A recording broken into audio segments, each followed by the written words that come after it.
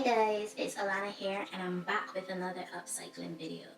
And I shared what upcycling was in my last blog post on my website if you checked it out. But if you didn't, I'll tell you what upcycling is right now. So in terms of fashion, upcycling is turning something old from out of your closet which you may no longer wear or you might want to throw away, and turning it into something new that you actually would wear and giving the clothing a new lease on life in your closet. Now, as I explained in my last blog post, fashion is one of the major base industries in the world, and a lot of clothing ends up in the landfill every year. But if we can take our old clothing and upcycle it into something that we would actually wear, the clothing lasts longer, it stays in our closets longer, and we have less clothing in the landfill. So today, what I'm going to upcycle is this dress. It once belonged to my sister. It is just a tie-dye maxi dress, and it has this smocking at the top. So it used to fit pretty tight on the bust and then flow down to the ankles, but it doesn't fit tight anymore and is a bit washed out. So I think that this is a great candidate for something to be upcycled, and what I would like to do with this is make it into a two-piece biker short set. For this project, you would need your pins, you will need some 1/2-inch elastic, and for my waistband, I like to use an 1.5-inch elastic. I like to go with a thicker band because it's more comfortable for me. So I have an 1.5-inch elastic in white, and I have the 1/2-inch elastic in black, but it really and truly doesn't matter. So you will also need your threads. I have white and burnt orange threads. Of course, you're going to need your fabric scissors, very important. It's hard to cut fabric with a paper scissors. You need very sharp scissors. And of course, you need the item that you're going to upcycle. You could also do this from scratch from fabric, but I prefer to do the upcycle right now. Okay, so the top I'm going to do is going to be a tube top, but for the pants, so it's just a straight cut. But for the pants, you can either buy a pattern for leggings or use a leggings that's already in your closet and lay it onto the fabric to make the pattern, and I will show you guys how to do that. Right now, I'm going to use this Spalding athletic shorts, and this is a size small. I usually wear a size medium because it's a more comfortable fit, but in stretchy things like this, I would wear a size small. So this is what I'm going to use, and also it already fits the way how I want my biker shorts to fit, so this is perfect for me to use. So the first thing I'm going to do with my maxi dress is to cut off this smocked top from the skirt section, and I'm going to use this as my top for the two-piece set. So you want to cut carefully. Since you're going to use it, try to cut as straight as possible, and that would help a lot with the sewing. The better you cut, the less stress it is when you actually go to sew. Now that I have this section cut off, I'm going to put it aside because that's the easy part, and we're going to do the pants first with the skirt of the dress. The easiest way to prepare this for cutting is to cut off the seams. Again, take your time and cut carefully because the straighter you cut, the easier it is to work with.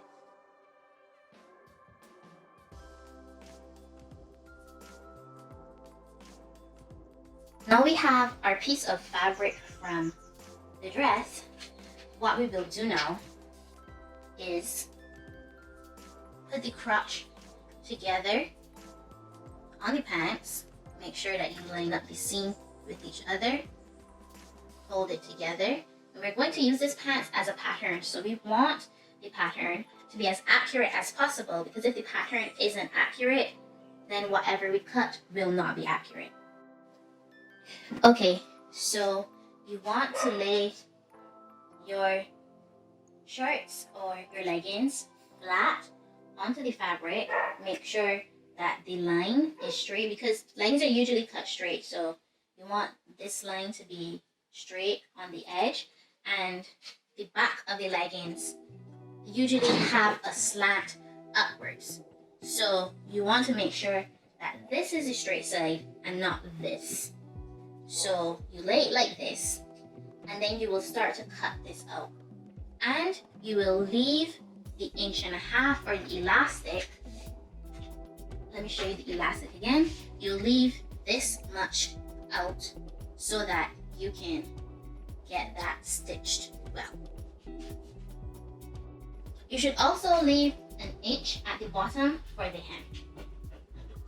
I can eyeball this because I'm used to cutting and sewing, but you should definitely use a ruler to mark your measurements so that it is straight and it is accurate.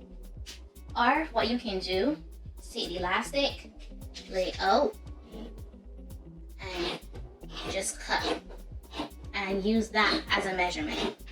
Just move it down, and that will be your measurement for the 1.5 inches. If you can't cut the fabric perfect, that's fine. Just do it as well as you can. At the sides, you need to leave like a 1/4 inch for seam allowance. That way, it's not too tight. So that's what I do there. And I will cut out over here and we'll get going.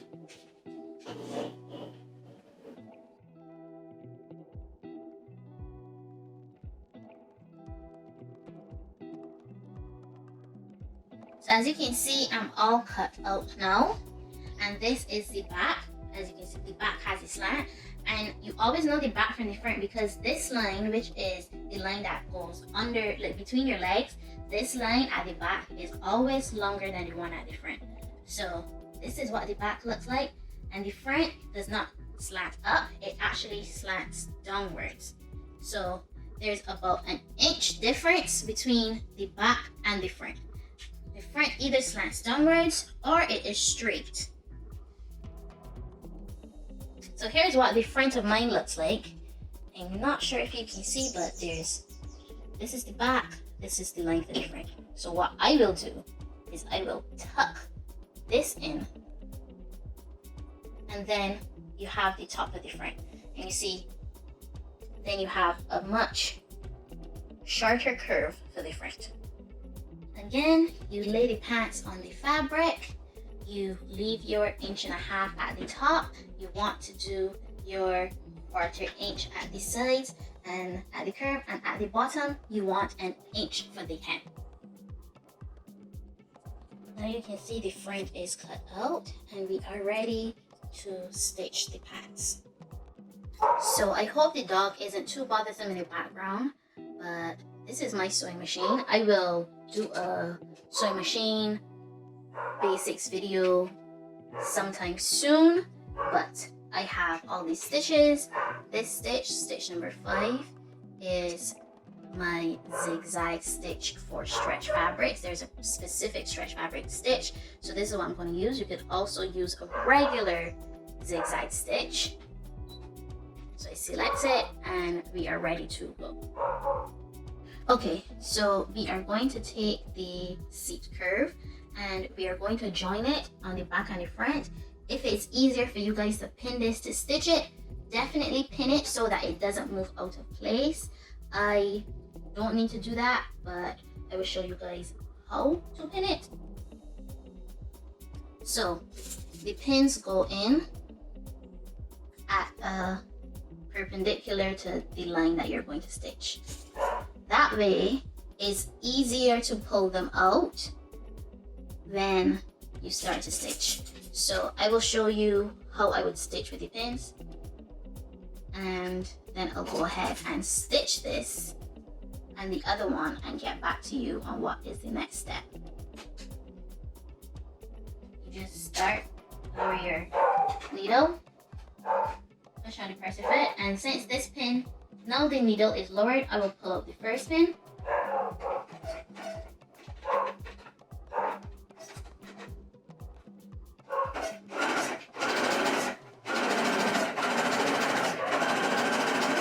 stitch right up to the second pin, pull it out at the side, and continue on like that. This is what it should look like after you've joined the curve, and only the curve. We have both stitched. We have the back and the front. And how you know which is which is you line them up at the corners, and you can see the front is shorter than the back. And that's how you know the difference. So you're putting these two together. See how the curve is here? This is the top where the hem is. This is the bottom where the crotch is. And we're going to put those two crotch curves together. I know that's a weird word to say, but we're putting those together, lining them up perfectly, pinning it, and putting the pin in it is very important. You want two of these to be identical match. You want it to be perfect because that will make sure that the pants fits perfectly. So the next step is to stitch along this line straight across. So as you can see now, we have the curves joined, and now we have this on the between the leg line. This is joined, and I'll show you what it's supposed to look like on the right side. See, that is what it is supposed to look like under the pants. The next thing you're going to do is join the side seams. I've been sewing for a long time now, so I don't use a lot of pins for something simple like this. But you don't have to mind the amount of pins that I use. Use as many or as few as you need in order to make your sewing as easy as it is for you. But you want to make sure that each seam lays flat against each other. Line up the corners at the top and at the bottom when you're doing a side seam. Pin, and then add in as many pins as you need along the seam in order to stitch. It is easiest to pin both one time, so you pin once and you stitch once. You just go ahead and do the other side. Line up the corners, knit, next corners, line them up, pin.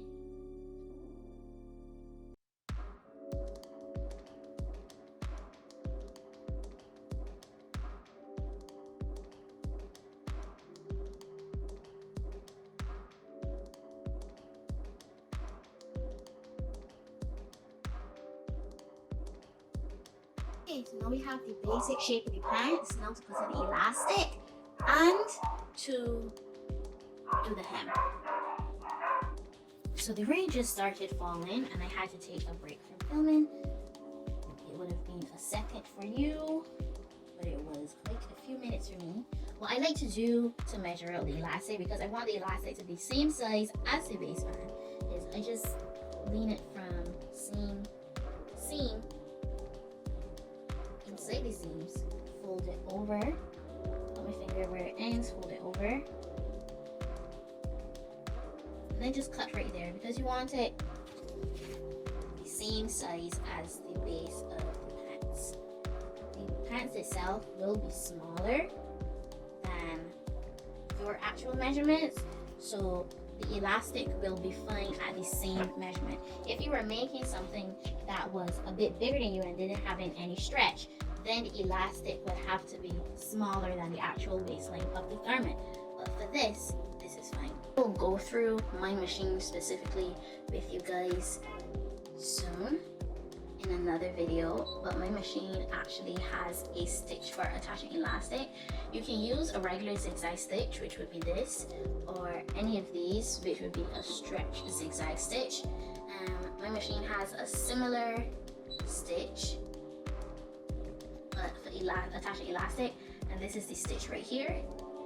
This is what it looks like, and I will attach the elastic with this stitch, and You can use a regular zigzag and that will be fine, but I will show you guys that now.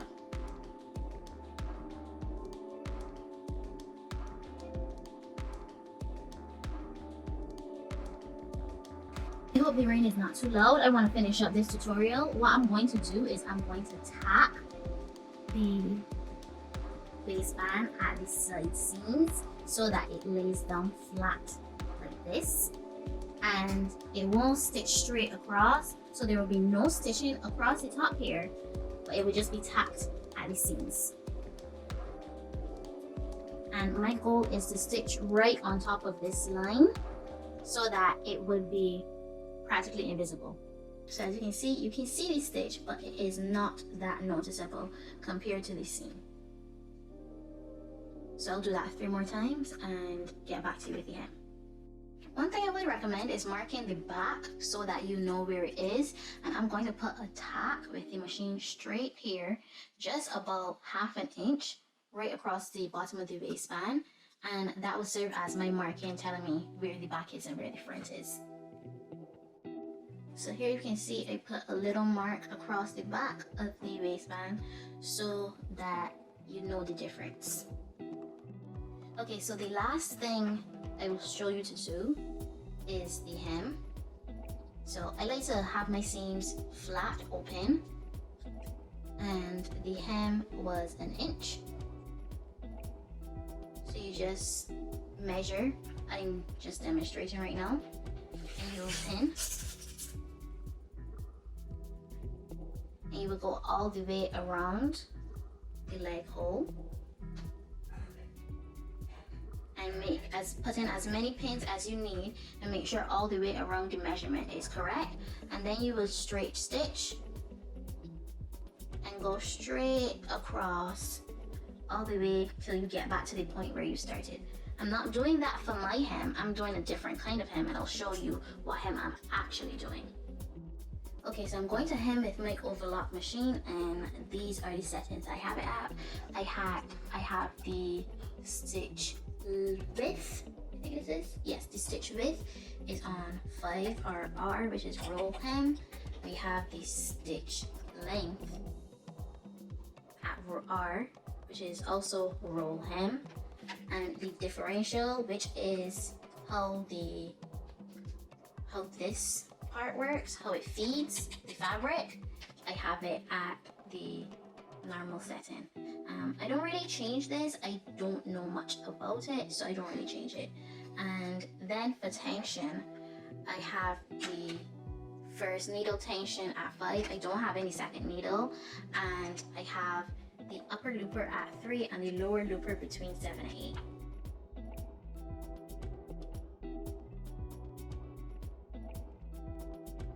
So I don't know if you could see properly because the camera kept going out of focus earlier, but I did a lettuce edge with my overlock machine. I just think that this is really cute and I prefer this personally. But if you don't have an overlock machine, then you can do a normal hem. Okay guys, so this is how the two-piece look. I really like the lettuce edging at the bottom. For this tube top, I really just cut off the tube top that was already on the top of the dress, and I did the lettuce edging on the overlock machine with this, and then I put some elastic. I measured around here and I cut the elastic about 8 centimeters less than it because you have to stretch it and the elastic will stretch out. And I did the same thing here. I measured and I cut the elastic and then I stitched it onto here and I got this effect. So I have now my cute two-piece set. This is how the back looks. I can't see it, so I hope it looks good. But yeah, is it nice? This is how the back looks. And I'm really pleased with this set. I really think this is super cute. Let me know how you guys like the video. Comment down below. Subscribe please. I am trying to get up my subscriber count. If you're watching this video and you're not subscribed, subscribe because I would like to be able to start monetizing my YouTube. I filmed this video as a vertical video because I would also like to put this on Instagram. So if you're watching this on Instagram, shout out to you. Hi. And I will see you guys in my next video. Bye. By the way guys, half this skirt is still left back, so let me know down below. Let me know in the comments if you want to see me make something else out of this fabric, and I will see you guys next time.